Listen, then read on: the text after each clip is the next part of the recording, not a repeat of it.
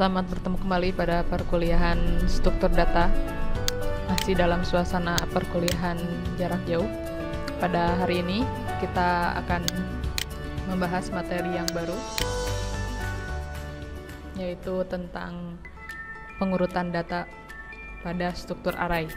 Nah, seperti yang sudah teman-teman ketahui kemarin, kita sudah membahas tentang apa itu array, dimana kalau array itu menampung sekelompok elemen atau data yang tipe ukurannya dan tipenya sama.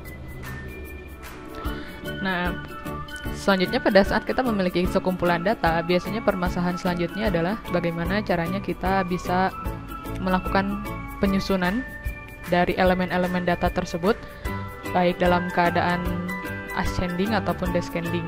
Kalau ascending berarti menaik ya, dari urutan yang paling kecil ke urutan yang paling besar. Kalau menurun atau descending itu urutannya mulai dari yang paling besar menuju yang paling kecil. Nah, di sini inti dari algoritma pengurutan itu adalah bagaimana caranya kita mengatur ulang set data yang kita miliki ke dalam urutan tertentu. Nah, karena di sini kita akan mengatur ulang posisi dari setiap elemen data tersebut, maka kita membutuhkan operator yang namanya itu adalah operator perbandingan. Nanti kita bisa melakukan perbandingan apakah membandingkan mana yang lebih besar ataupun mana yang lebih kecil. Operator perbandingannya kita gunakan itu tergantung dari jenis pengurutan yang akan kita gunakan. Apakah kita akan melakukan penurutan secara ascending ataupun kita melakukan pengurutan secara descending. Oke. Secara umum, pengurutan itu terbagi dua jenis. Ada yang disebut dengan internal sorting. Yang menjadi ciri dari internal sorting ini adalah proses pengurutan ini kita lakukan pada saat data masih ada di memori utama. Jadi secara kasarnya pada saat program sedang berjalan. Sedangkan kalau external sorting itu bisa dilakukan pengurutan pada memori-memori tambahan atau perangkat penyimpanan eksternal seperti di hard disk, di flash disk atau lain sebagainya. Nah, yang akan kita bahas dalam perkuliahan ini adalah teknik sorting secara internal. Pada proses pengurutan ini yang harus menjadi fokus adalah bagaimana caranya pada saat kita memiliki suatu data yang jumlahnya banyak, kita bisa melakukan pengurutan dalam waktu yang paling sedikit, misalnya paling cepat mengurutkan. Pemilihan algoritma itu nanti akan menyesuaikan dengan jenis datanya dan berapa banyak datanya. Cuman yang harus diperhatikan adalah bagaimana caranya kita mengimplementasikan teknik pemrograman tersebut pada program yang kita miliki, lalu berapa lama komputer kita bisa menjalankan program tersebut, dan yang terakhir yang harus diperhatikan adalah berapa jumlah memori yang dibutuhkan untuk program menjalankan proses pengurutan. Nah, jadi pada saat kita akan melakukan pengurutan pada data yang kita miliki, harus diperhatikan dulu karakteristik dari datanya seperti apa, lalu kita harus memilih algoritma pengurutan yang sesuai, yang cocok, yang dimana nanti kita harus mempertimbangkan 3 hal yang berikut itu. Nah, pada perkuliahan ini, jenis pengurutan yang akan kita bahas itu ada 6. Untuk minggu ini kita akan bahas 3, nanti minggu selanjutnya kita akan bahas sisanya. Yang akan kita bahas pada minggu hari ini adalah tentang bubble sort, selection sort, dan insertion sort. Nah, bubble sort ini merupakan algoritma yang paling mudah. Nah, selection sort juga masih bisa dipahami karena simple. Nah, termasuk juga insert sort itu merupakan algoritma yang paling bisa atau yang paling sering kita gunakan dalam kehidupan kita sehari-hari.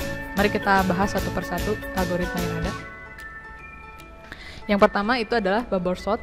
Nah, teknik bubble sort itu sebenarnya teknik yang paling sederhana, di mana kita hanya menukar-nukarkan elemen yang saling berdekatan sesuai dengan urutannya. Kalau urutannya sesuai tidak ditukar, kalau urutannya kalau urutannya tidak sesuai itu akan terjadi penukaran, tapi kalau urutannya sudah sesuai maka tidak akan terjadi penukaran. Nah, seperti apa prosesnya? Kita langsung menuju ke contoh kasus. Di sini kita memiliki array yang terdiri dari 5 elemen, ada indeksnya dari 0 sampai 4 dengan urutan dengan jumlah elemen array yang belum berurut. Nah, bisa teman-teman lihat di layar, ini adalah jumlah array dan masing-masing elemennya. Nah, di sini kita akan urutkan array ini secara ascending. Nah, kalau kita menggunakan bubble sort, di sini karena kita memiliki 5 elemen array, maka kita akan mencari posisi yang tepat untuk posisi ke 0 sampai posisi ke 3 ini. Nanti yang terakhir itu kita sisakan. Jadi nanti kita akan melakukan proses perulangan sebanyak 5 dikurangi 1. 5 dari jumlah elemennya dikurangi 1, sehingga kita akan melakukan pengulangan sebanyak 4 kali. Nah, setiap proses pengulangan itu apa yang kita lakukan? Kita hanya cukup melakukan perbandingan dari tiap elemen. Dibanding-bandingkan mana yang sesuai, mana yang tidak. Kalau tidak sesuai ditukar, kalau yang sesuai dibiarkan.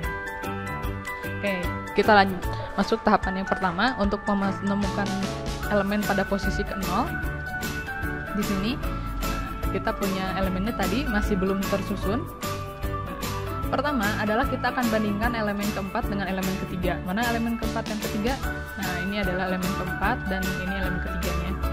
Lalu kita cek apakah elemen keempat itu lebih kecil dari elemen ketiga. Kenapa harus ada pertanyaan lebih kecil? Karena yang kita inginkan urutannya itu posisi keempat itu harus lebih besar dibanding dengan posisi ketiga. Nah, kita cek apakah posisi keempat sekarang lebih kecil dari posisi ketiga. Oh, tidak. Berarti pada saat sekarang posisi keempat itu tidak lebih kecil dari posisi ketiga, maka di sini tidak ada pertukaran.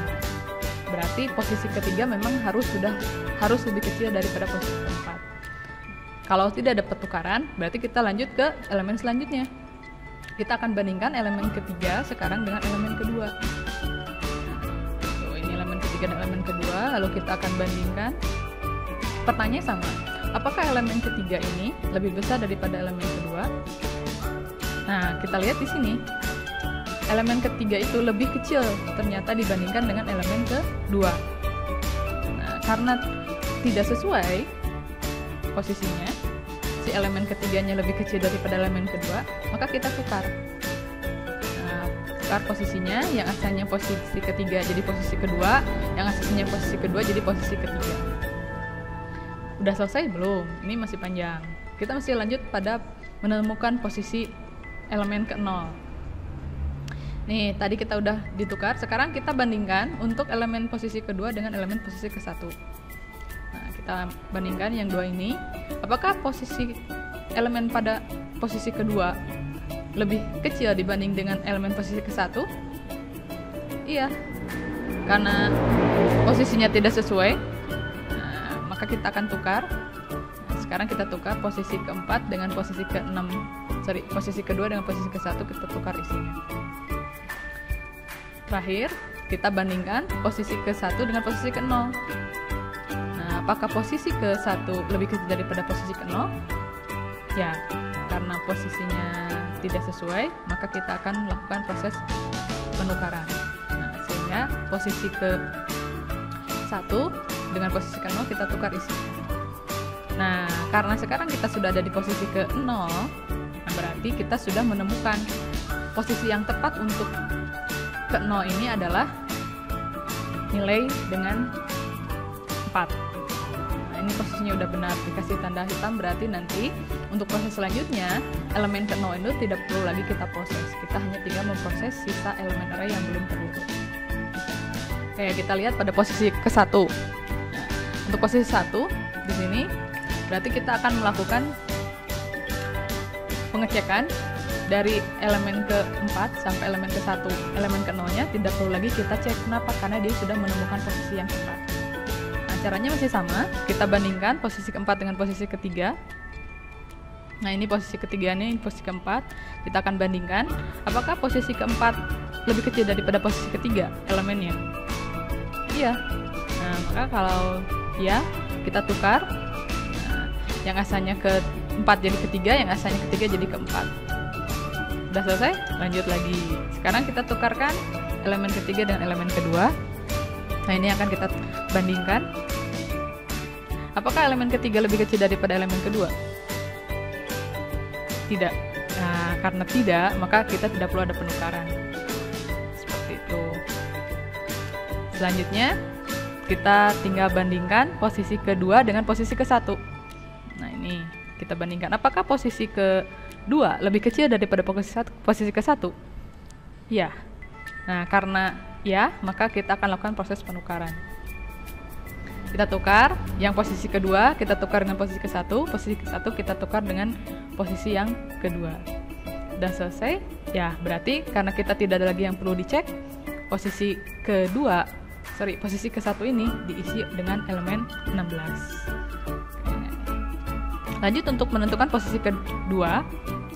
Nah, ini kita sama, ada dua posisi yang sudah tetap, yaitu posisi ke-0 dan posisi ke-1. Dia sudah menemukan elemen yang tepat urutannya, tinggal kita proses sisa yang 3 ini.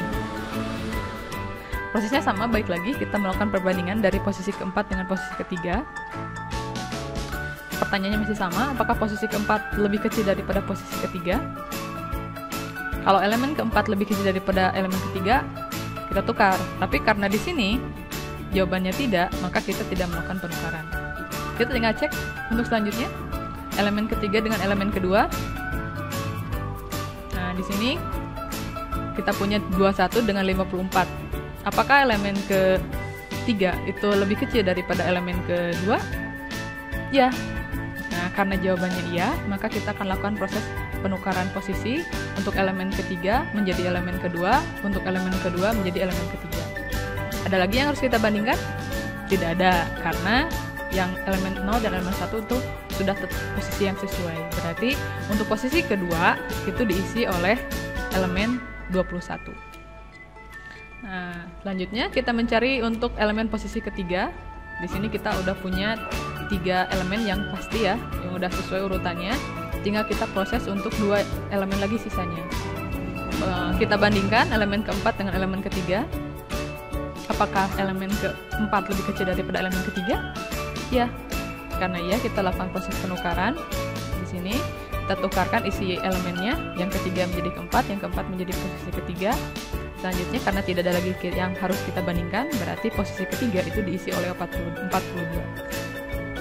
Nah, karena kita sudah selesai, karena kan posisi kelima itu tidak ada yang bisa dibandingkan ya di sini. Posisi kelima mau dibandingkan dengan yang mana? Berarti dia sudah selesai. Akhir pengurutannya kita sudah menemukan.